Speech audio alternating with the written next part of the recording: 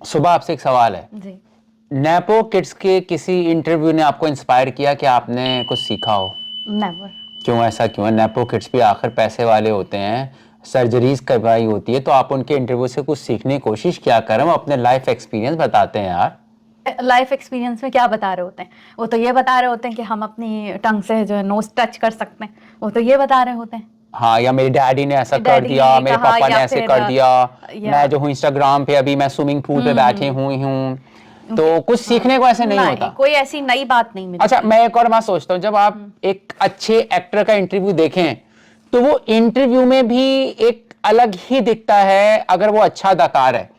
यानी वो लाइफ की गहराइयों को इतना समझ सकता है कि वो आम जिंदगी में भी आपसे जब बात करेगा तो आपको इंस्पायर कर सकता है। क्या कहती हैं आप? यानी वो अपने एक्सपीरियंस शेयर करता है। यहाँ पे मैं एक बात ऐड और वो करूंगी, उससे उसकी अदाकारी निखरती है। अदाकारी निखरती है। मगर यानी इनके जो हाँ, एक्सपीरियंस है, ये बीएमडब्ल्यू में बैठे होते हैं, हेलीकॉप्टर में बैठे होते हैं, ये अलग ही कुछ एक्सपीरियंस शेयर कर रहे होते हैं, होते ही क्योंकि नहीं इनके होते ही नहीं है। एक्सपीरियंस। इन्होंने कोई कभी तकलीफ नहीं उठाई। कोई लर्निंग मैं की हो, किसी कैरेक्टर के लिए मेहनत की हो, ये सब तो हमें देखने को बिल्कुल, मिलता है। मैं आपको एग्जांपल देता हूं। रणबीर कपूर अच्छा अदाकार है, हम समझते हैं कि आप बड़े माँ बाप का बेटा है। और वो मैं उसको देख रहा था कि जब वो बाहर पढ़ने आया ना यूएसए में, तो उसके अब्बू ने बोला कि तुमने मैकडॉनल्ड से ही खाना है दोपहर और रात का, कोई अयाशी के लिए तुम्हें एक्स्ट्रा पैसा नहीं दिया जाएगा और तुमने बस में ट्रैवल करना है। तो रणबीर कपूर क्या पताकारी देखें। हाँ। ये जो पुराने एक्टर, सेकंड जनरेशन के एक्टर्स हैं, इनको माँ बाप ने जरा दौड़ लगवाई है, हाँ। कुछ जिंदगी के एक्सपीरियंस सिखाए हैं, क्योंकि उन्होंने भी देखे हैं ना। तो आपको या इसलिए ना देखे हो, लेकिन उन्होंने अपनी औलाद को सिखाया है कि लर्निंग चीजें कैसे सीखी जाती हैं, जिंदगी खुद गुजारना सीखो। बिल्कुल यार। फर्ज करें एक अदाकार को उस एक्सपीरियंस का ही नहीं पता जो आम जिंदगी में लोग गुजारते हैं, वो कैसे एक अच्छी अदाकारी कर सकता है? ये एक सवाल है, आपके लिए छोड़ रहा हूं। बहरहाल, मैंने स्टार्ट इसलिए किया कि आज का वीडियो बहुत स्पेशल होने वाला है। मैं अपने दिल से बात करूंगा। साथ में सुबह को मैंने इसलिए बिठाया क्योंकि ये सौरभ शुक्ला की फैन है।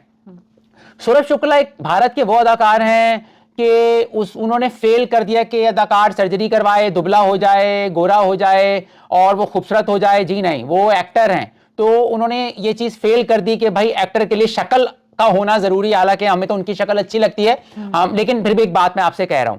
दूसरी बात, शुक्ला का एक इंटरव्यू रिसेंट आया और उसने मुझे हुक कर लिया, और उसके इंटरव्यू में से मैं आपको कुछ अपनी राय दूंगा और बड़ी जबरदस्त उन्होंने बातें की, वो बताऊंगा। और यकीन मानिए, आप पूरा इंटरव्यू देखेंगे तो मजा आएगा। और उसकी मैंने कुछ अहम चीजें आपको बतानी है, तो ये वाला वीडियो भी अगर आप पूरा देखते हैं तो समझें पूरी बात हो जाएगी, क्योंकि आपको सीखने को और आप इंस्पायर होंगे। तो प्लीज प्लीज इस इंटरव्यू को भी देखें, मेरा वीडियो भी पूरा देखिएगा।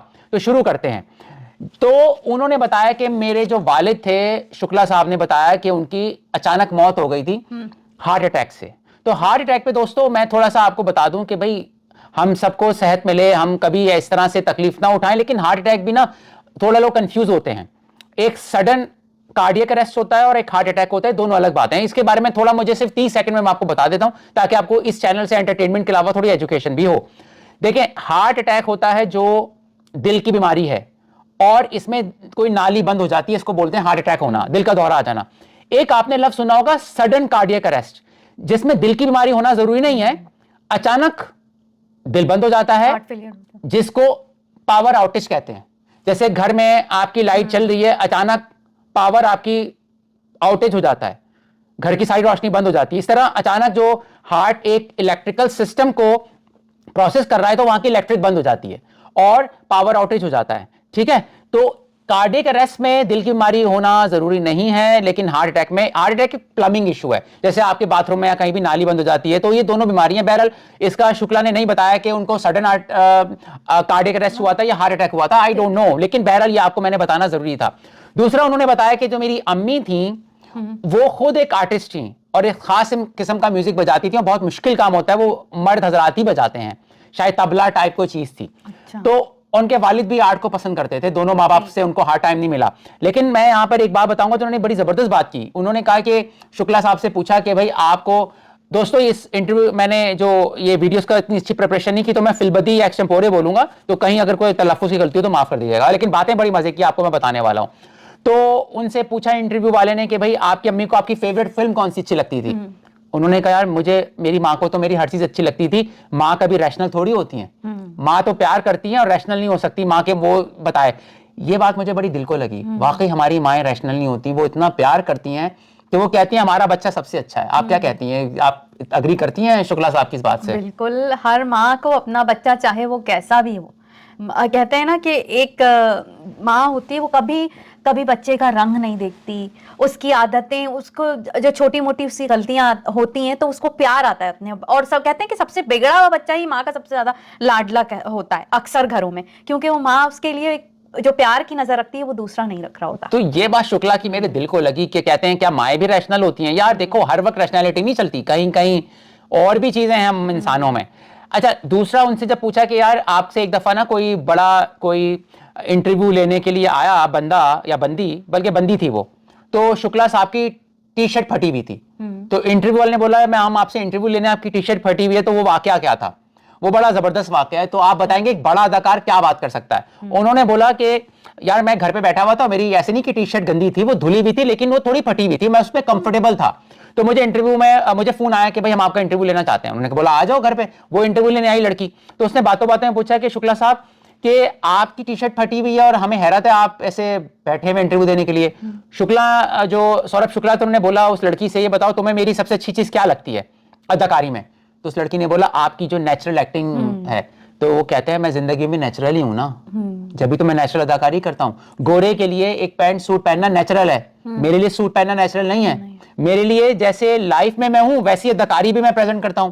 तो ये टी शर्ट मैं पहनी हुई थी, मैंने ऐसी पहन के रखी है। तो ये बात बड़े अदाकारों की मुझे बात बड़ी दिल को लगी कि मैं लाइफ में भी नेचुरल हूं, इसलिए मैं नेचुरल अदाकारी करता हूं। बिल्कुल फेक नहीं लगती उनकी एक्टिंग। तो एक इस चीज ने मुझे बड़ा इंस्पायर किया कि यार एक कैरेक्टर कैसे बनता है। फिर उसके बाद उन्होंने अपनी स्ट्रगल बताई लाइफ की स्ट्रगल ये बताई कि उन्होंने कहा मुझे काम वाम नहीं मिल रहा था। स्ट्रगल देखें सारे बड़े अदाकारों ने की है, चाहे नाना पाटेकर हो, चाहे इरफान खान हो, सारे लोगों ने की है। तो शुक्ला जो है, सौरभ शुक्ला को बोला कि जब बर्फी के लिए उनके पास कॉल आई ना इनके अनुराग कश्यप की, तो 2011 की बात है, उन्होंने कहा यार कोई काम हो तो मुझे बुलाना, मैं थक गया हूं। तो उन्होंने बोला नहीं नहीं यार तेरा इसमें रोल है। तो कह रहे हैं वहां से मुझे एक बड़ा ब्रेक मिला था बर्फी में।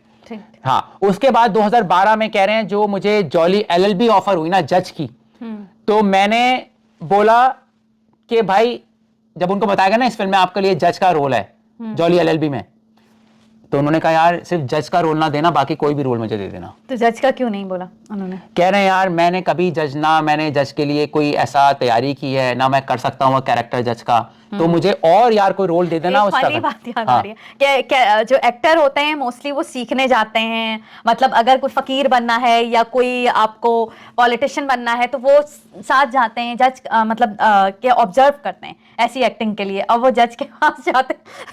I don't know कि जज सही फैसला कर रहा होता या नहीं, और वो क्या सीख के आते हैं वहां से। हाँ, तो उन्होंने कहा सौरभ शुक्ला ने, लेकिन जब उनको स्क्रिप्ट पढ़ के सुनाया गया तो उन्होंने बोला यार ये जज का रोल अब किसी को देना मैं ही करूंगा, किसी को मत देना, ये मैं ही करूंगा। वो इतना खूबसूरत कैरेक्टर है। फिर उनका एक और सीन बहुत मशहूर है कि जब उनको नेशनल अवार्ड मिला सौरभ शुक्ला को, तो उन्होंने एक प्रोटोकॉल तोड़ा था, बताएं कौन सा मालूम है आपको? उन्होंने प्रेसिडेंट से हाथ मिला लिया था कि मना होता है सिक्योरिटी रीजंस की वजह से या कोई और वजह से कि अगर प्रेसिडेंट आपको कोई अवार्ड दे तो आप उससे हाथ नहीं मिलाएंगे। भाई आपके हाथ में कोई ऐसा पॉइजन है या आपने इसको ट्रांसफर कर दिया। तो सौरभ शुक्ला ने वो प्रोटोकॉल तोड़ा और जब उनको नेशनल अवार्ड मिला तो उन्होंने हाथ मिलाया सदर से। तो भाई उनसे पूछा ऐसा क्यों किया आपने? कह रहे हैं यार हुआ क्या, मैं जब सदर के पास गया तो सदर ने आहिस्ता से मुझे अवार्ड देते हुए बोला कि जो जॉली एलएलबी में ना जज जो कैरेक्टर था वो मैंने तुम्हारी वजह से ना ये 2 दफा फिल्म देखी, तो मुझसे रहा नहीं गया, मैं जोश में आके मैंने हाथ उनसे मिला लिया। यार ये बड़ा जबरदस्त लगा। अच्छा, फिर उन्होंने एक और बात बताई सौरभ शुक्ला ने कहा कि यार मैंने ज्यादा तो ओशो जो स्पिरिचुअल लीडर है इंडिया के, जो यूएसए आ गए थे, उनको मैंने नहीं पढ़ा मगर उनकी किताब मैंने पढ़ी थी। अब देखो ये अच्छे अदाकार अच्छे रीडर भी होते हैं, मैं सबकी बात नहीं कर रहा मगर वो अच्छी बात है ना रीडिंग करना। उन्होंने कहा यार एक किताब थी ओशो की, ठीक है, उस किताब का नाम था टेक इट रियली सीरियसली, ठीक है। ये किताब उन्होंने पढ़ी, कह रहे हैं इस किताब ने कुछ ना मेरे ऊपर नकूश छोड़ दिए थे। वो क्या थे? उन्होंने बताया कि इस किताब में ना तकरीबन 5000 जोक्स लिखे हैं ओशो ने। उन्होंने बताया कि इस किताब के शुरू में एक पैसेज है जो मैं बताना चाहता हूं, मैंने मतलब इंटरव्यू वाले ने बोला क्या, कह रहे जो ये किताब है ओशो की, उसमें लिखा हुआ है कि अगर आप सरदार के जोक आपको इंडिया में मिलेंगे, पाकिस्तान में आपको पठानों पर जोक्स मिलेंगे, इसी तरह आपको बर्तानिया में जोक्स मिलेंगे कालों पर, मगर इन तमाम जो जोक्स हैं इनका 95% ओरिजिन यहूदियों से है, यानी सारे जोक्स की जो ओरिजिन है वो जूस से आता है। तो उस किताब में ओशो ने लिखा है कि ऐसी क्या वजह है कि सारे जोक्स का ओरिजिन जूस से है। तो क्या जूस ने बहुत ज्यादा दर्द उठाए हैं दुनिया में, इसलिए जोक्स है? क्योंकि जोक्स एक सर्वाइवल इंस्टिंक्ट होता है, यानी उन्होंने इतनी तकलीफें उठाई, इतना गम था कि उन्हीं ने इतने सारे जोक्स बनाए हैं। ये मुझे कह रही है, ये बात मुझे बड़ी प्यारी लगी, इसलिए वो कॉमेडी को बहुत ज्यादा पसंद करते हैं। तो एक और बहुत मुझे बात ने इंस्पायर किया, मैं बात कर रहा हूं कि सौरभ शुक्ला एक अच्छे अदाकार क्यों हैं। ये मुझे उनका, मैंने पूरा इंटरव्यू देखा और आप तक मैं पेश कर रहा हूं। उन्होंने बोला यार पीके में स्वामी का जो रोल है वो आपने इतना अच्छा कैसे कर दिया। कह रहे हैं यार मैंने ऑनेस्टली जब इस रोल को मैंने तैयारी की ना, तो मैंने डायरेक्टर से बोला यार, उसके डायरेक्टर शायद राजू ईरानी है मेरे ख्याल में शायद, बोला यार राजू ये जो रोल है ना मैं मुतमईन नहीं कर पा रहा अपने आप को। उन्होंने बोला क्यों? कह रहे हैं यार स्वामी जो है वो इतने झूठ पे झूठ बोल रहा है और लोग उसकी बात मान रहे हैं, तो मैं अपने आप को कन्विंस नहीं कर पा रहा कि कोई इतना झूठ बोलता लोग उसको मान रहे हैं। यहां पे सुबह सोचने की बात है कि कोई कैरेक्टर ऐसे नहीं कर लिया जाता जब तक आप उस पर कन्विंस ना हो। तो वो कन्विंस नहीं थे कि स्वामी इतना झूठ बोलता है और फिर भी लोग उसको मानते हैं। तो कह रहे मुझे कोई ऐसी चीज नहीं मिल रही कि मैं कन्विंस होकर अच्छी अदाकारी कर सकता हूं। राजू ने बोला इस कैरेक्टर को तुम समझो। उसमें उसने एक और बात बोली आखिर में कि अगर मेरे झूठ से लोगों को सुकून मिल रहा है तो इसमें क्या जा रहा है। कह रहे हाँ अब मुझे कैरेक्टर समझ में आता है। जैसे ये पीर होते हैं, फकीर होते हैं, या जो भी होते हैं स्पिरिचुअल या कॉन मैन होते हैं, वो इस बात पर मुतमईन होते हैं कि लोगों को वो खुशियां दे रहे हैं। तो कह रहे हैं हाँ मैं मुतमईन हो गया। तो देखिए इस कैरेक्टर को उन्होंने समझा। अच्छा अब मैं आखिर मैंने आपसे वादा किया था, मैं कुछ आपसे 3 ऐसे सीन बताना चाहता हूं, इंक्लूडिंग सौरभ शुक्ला ने अपना एक बताया, लेकिन मैं 2 फिल्म के और सीन आपके सामने ऐड करना चाहता हूं, तो आपको पता चलेगा कि फिल्म इतना बड़ा आर्ट क्यों है। तो ऐसी 3 फिल्म जिसमें फेस एक्सप्रेशन रियल लाने के लिए क्या चालाकी की गई है, जानना चाहेंगे आप? बिल्कुल, हैरान हो जाएंगे आप। यूज किया गया। हाँ भाई फिल्म एक आर्ट है, हम इसको बस नेपो किड्स ने ना फिल्मों का सत्यानाश कर दिया है। सौरभ शुक्ला से पूछा कि यार ये सत्या में ना कल्लू मामा के सामने जब मनोज बाजपेयी मर्डर या उनका मरते हैं, तो तुम्हारे चेहरे पे जो एक्सप्रेशन आया उसमें खौफ, हैरत, गुस्सा, परेशानी एक साथ कैसे लाए हो तुम? इसके पीछे क्या सीक्रेट है? तो कल्लू मामा कह रहे हैं यार वो सीन इस तरह से हुआ, नेचुरल कैसे बना कि हम सब एंजॉय कर रहे हैं, शराब पी रहे हैं, जोक्स हो रहे हैं, तो मुझे ये नहीं बताया गया कि किस लम्हे में मनोज को मरना है, ये मुझे डायरेक्टर ने नहीं बताया था। तो अचानक जब गोली चलती है और मनोज बाजपेयी को ये जो दूसरे जो विलन टाइप कैरेक्टर हैं या जो गैंगस्टर हैं वो गोली चलाते हैं, तो वो जब गिरता है तो मैं इसको गिरता देख के इसलिए हैरान होता हूं कि मुझे ये बताया नहीं गया था जानबूझ के उसकी टाइमिंग क्या मरने की। तो जो मेरे अंदर जो खौफ था वो नेचुरल था।